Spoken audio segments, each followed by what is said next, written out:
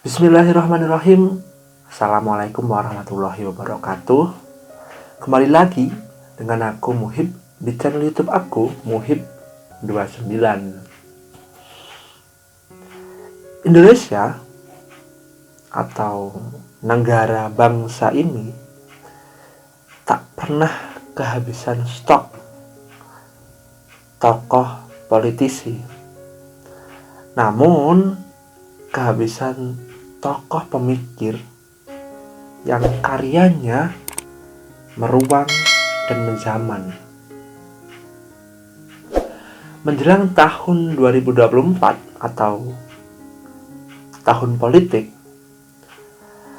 kajian politik identitas yang membunuh pluralisme di Indonesia dan bias akan oposisi dengan lawan menjadi ancaman yang sangat berbahaya. Pada tahun 1990-an, pada zaman Orde Baru, Presiden Soeharto, Cak Nur atau yang kita kenal dengan Nurcholish Madjid pernah mengemukakan teorinya tentang oposisi yang dikecam oleh rezimnya Soeharto. Nah, selain itu, Cak Nur juga membuat heboh Islam dengan statement Islam yes, Partai Islam no. Statementnya tahun 1970. Sebelum kita masuk jauh tentang bukunya apa dan apa judul bukunya, kita intro dulu.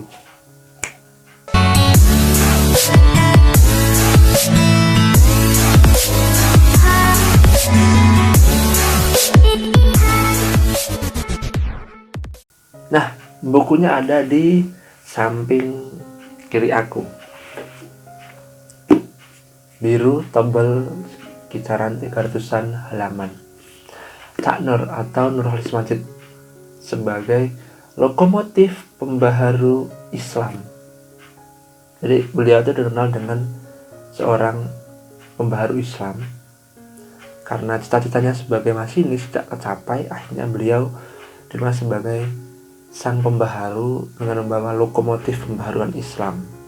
Aku nggak mau bicara banyak tentang isi buku ini, cuma ada beberapa poin yang ingin aku sampaikan dan masih relevan gak sih dengan zaman sekarang teori-teorinya beliau. Nah, ada 3 poin pembahasan yang penting kita ketahui dari dalam buku ini.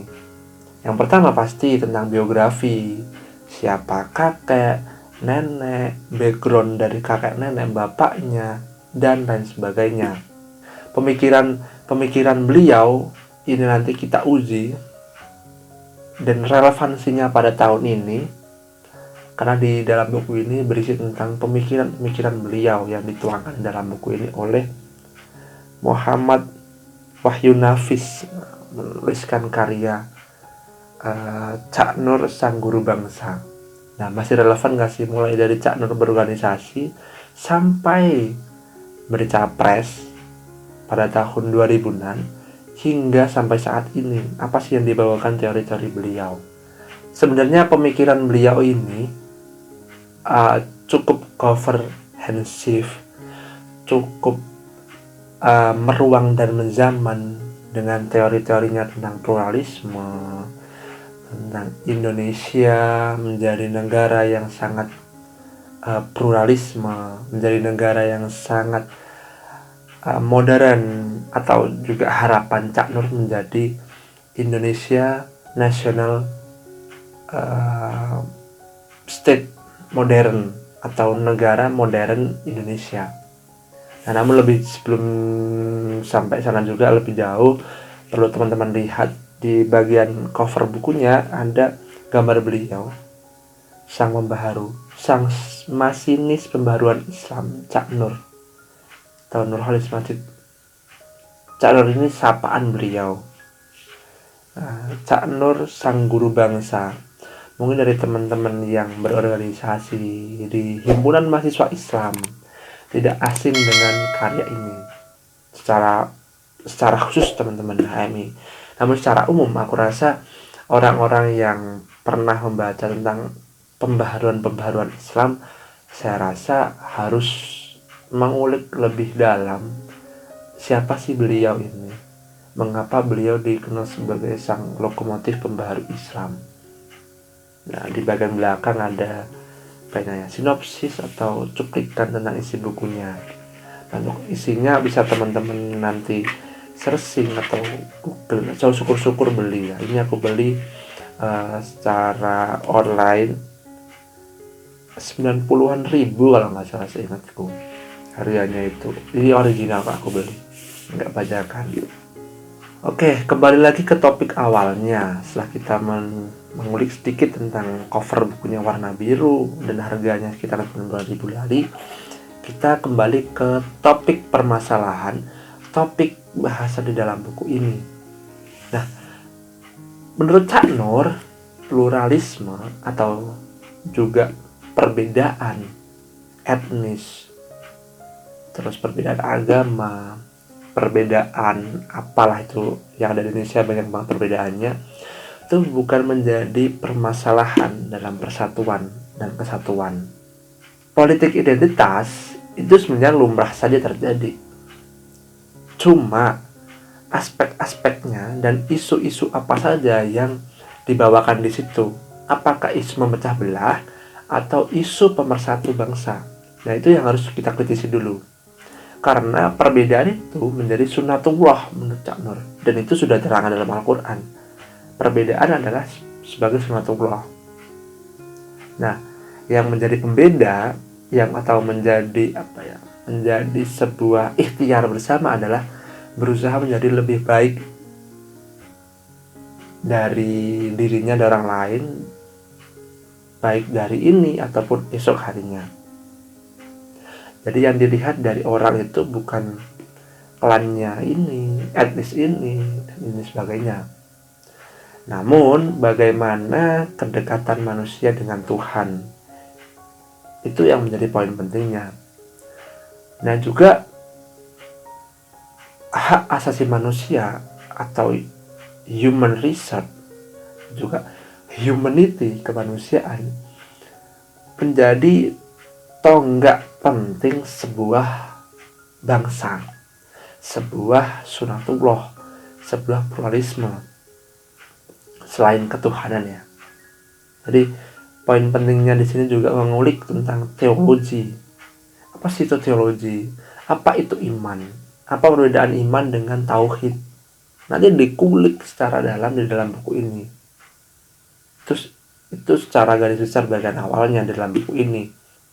Relevansinya dengan sekarang tentang pluralisme adalah problematika tentang pluralisme atau perbedaan itu semakin meruncing di ranah politik identitas yang mengacu kepada pemecah belah.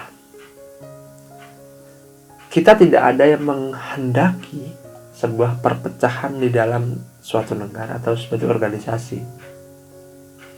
Nah, menurut Cak Nur, manusia itu nisbi adanya. Tidak ada yang pasti di dalam manusia. Yang pasti hanya satu, Tuhan. Tuhan itu tidak dari dulu sama sekarang ya satu, dan itu apa adanya. Nah, terus agama juga, Islam juga dari zaman ke zaman diperbaharui, dan puncaknya adalah Nabi Muhammad menurut keyakinan orang Islam. Itu sebuah kenisbian yang selalu melakukan sebuah perubahan, dan itu sudah diterangkan secara nyata dan gamblang dalam Al-Quran. Dan Cak Nur berusaha mengulik lebih dalam bahwasanya manusia itu nisbi, dan yang pasti itu cuma Allah. Pun juga dengan perbedaan. Perbedaan itu pasti adanya sebagai sunatullah. Cuma perbedaan cara pandangan itu harus dihadapi secara teologi dan humanity atau kemanusiaan, untuk tidak saling menyerang satu sama lain. Berbeda pilihan dalam sebuah politik itu hal yang lumrah juga.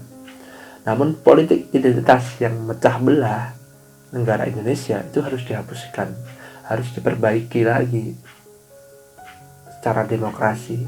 Itu yang ingin diterangkan Cak Nur, bahwasanya manusia itu nisbi dan Tuhan itu pasti. Setelah mengetahui manusia itu nisbi, manusia itu tidak ada yang pasti, makanya manusia itu memiliki kekurangan dan kelebihan. Kekurangan itu akan ditutup dengan kelebihan orang lain dengan cara kerja-kerja kemanusiaan. Misal saja secara sederhana, suatu kegiatan dari presiden, kalau semua dilimpahkan kepada presiden, saya yakin 100%, 1000% bahkan akan kewalahan dan tidak efektif dan efisien. Pun presiden juga memiliki keterbatasan secara waktu dan pemikiran. Makanya ada pelengkap-pelengkap lain seperti wakil presiden untuk melengkapi kerja-kerja presiden, menteri-menteri untuk memberikan sebuah pandangan tentang, misal dari ekonomi berarti tentang kebijakan ekonomi, dari hukum, kebijakan hukum yang diterapkan Indonesia, dan lain sebagainya. Itu sebagai kerja-kerja kemanusiaan yang menurut Cak Nur adalah suatu pelengkap dari setiap individu yang memiliki kekurangan. Nah, semuanya itu menurut Cak Nur terangkum dalam satu keyakinan bahwa ajaran Nabi itu benar adanya dan yang kita kenal dengan tauhid. Perihal syariat, syariat yang kedua ini, itu sedikit ada perselisihan, itu menunjukkan suatu hal yang wajar. Yang tidak wajar itu berbeda pendapat tentang Tuhan itu satu atau dua, itu udah nggak wajar. Tapi terkait perbedaan dalam beribadah, misal sholat itu menggunakan kunut atau enggak, paham atau celananya di atas mata kaki atau di bawah mata kaki, itu menjadi sebuah bukan problematika, itu lebih kepada diskusi yang ada di dalam tubuh Islam secara spesifik ya, Islam yang ingin dikenalkan oleh Cak Nur. Perbedaan itu sebuah sunatullah. Nah, kembali lagi sedikit ke belakang tentang kerja-kerja kemanusiaan. Nah, dengan kerja-kerja kemanusiaan tersebut, sebuah modern national states atau negara kebangsaan maju modern itu akan bisa terlaksana dengan kerja-kerja kemanusiaan yang saling melengkapi. Itu adalah usaha dari Cak Nur untuk menerangkan bahwasanya Indonesia itu bisa menjadi modern national states dengan sebuah pembaharuan yang ada di Islam. Bisa saja Islamic boarding school, pesantren yang pernah diterapkan Cak Nur, dan ternyata hampir dikatakan 90% berhasil. Hanya saja dalam penurunannya atau dalam hierarkinya setelah Cak Nur dan seterusnya itu mengalami kemunduran, yang menurut Muhammad Wahyuni Nafis merupakan politisasi dalam dunia pendidikan di dalam lembaganya yang dibangun Cak Nur di dalam Islamic boarding school, sehingga usaha dan cita-cita Cak Nur itu tidak bisa terlaksana dengan baik yang diharapkan di masa depan. Alhasil melalui penurunan dan kegoyahan dalam suatu pendidikan instansi tersebut, karena condong kepada politisasi pendidikan daripada pendidikan pure menjadi tempat wadah belajar untuk adik-adik atau siswa-siswi, daripada sekedar mencari jabatan, mencari sebuah pengakuan dan lain sebagainya. Ada 6 konsep yang berusaha ditawarkan oleh Cak Nur dalam buku ini, atau resep dari Cak Nur. Yang pertama, kontrak sosial. Kedua, ada kesatuan dalam perbedaan. Ketiga, ada perbedaan urusan umum dan urusan pribadi. Ada kebebasan manusia dan ketaatan hukum. Bisa dikatakan individu dan komunal. Itu aja, kadang ada perselisihan. Nah, itu diatasi dengan hukum. Terus paham hak asasi manusia atau human resource. Terus paham nasionalisme dalam frame kemanusiaan adil dan beradab, tidak berlebihan yang condong kepada fasisme seperti yang ada di Jerman. Nasionalisme yang berlebihan jatuhnya kepada fasisme. Nah, itu yang berusaha diterangkan Cak Nur dengan apa? Islam yang sangat humanity, kemanusiaan banget, namun tidak meninggalkan usaha masa depan menjadi modern national states. Perlu dipahami juga bahwasanya Cak Nur sebagai tokoh pembaharu Islam jangan dipahami sebagai tokoh yang berusaha membuat Islam di negara Indonesia. Sebaliknya, Cak Nur tidak sepakat dengan Islam yang begitu kaku, yang tidak Pancasilais lah bahasanya. Atau Cak Nur juga pernah pergi ke Timur Tengah untuk meneliti bahwasanya Islam itu bagaimana sih yang sebenarnya dalam beragama atau dalam bernegara, dan nyatanya jawabannya adalah nol. Nah, Cak Nur tidak menemukan apapun di situ, di Arab Saudi, di Mesir dan lain sebagainya. Nah, kalau aku mengutip kutipan dari buku apa ya, aku lupa. Cuma di situ Cak Nur disinggung oleh Buya Hamka, bahasanya, Cak Nur, kamu nggak usah pergi ke Timur Tengah untuk belajar Islam. Di sini saja belajar sama aku. Di Indonesia ini sudah lebih dari sekedar Islam, yang mana Islam yang toleran dengan agama lain, toleran dengan perbedaan etnis, agama dan lain sebagainya. Sedangkan di Timur Tengah pasti kita tahu sendiri ada beberapa konflik yang tidak berkesudahan, entah itu dalam tubuh Islam ataupun dengan non-Islam. Makanya statement dari Buya Hamka itu cukup terkenal di dalam